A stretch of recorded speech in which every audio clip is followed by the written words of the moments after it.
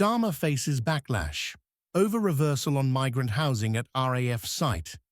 Sir Keir Starmer is under fire after approving plans to expand asylum seeker accommodation at the former RAF Wethersfield base in Essex, despite previously promising to shut it down.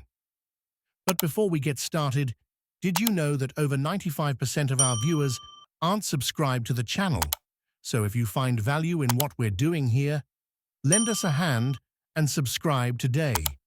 Thank you for your support. The Home Office quietly announced the site will now house 1,245 asylum seekers, a 50% increase from the current 800. The decision follows growing pressure from record numbers of migrants crossing the Channel, with over 24,000 arrivals this year, up 50% from last year.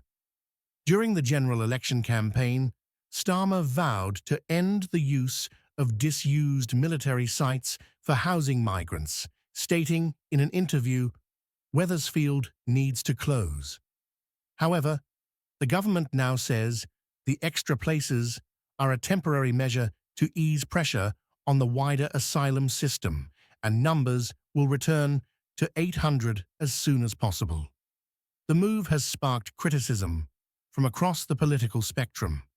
James Cleverly, Conservative MP for Braintree, said, "Starmer promised closure. Now he's expanding the site. I remain opposed to any increase." Chris Philp, Shadow Home Secretary, accused Labour of failing to control migration after scrapping the Rwanda plan. Human rights group Care for Calais also condemned the reversal, calling it a betrayal of those housed in what they described as prison-like conditions. In March, a High Court ruled the government acted unlawfully by placing asylum seekers at Wethersfield, citing poor living conditions. Local officials have expressed concerns about the rural site's lack of infrastructure and the risk of renewed protests. The Home Office insists the expansion is within legal planning permissions and that the facility will be managed safely in coordination with local authorities.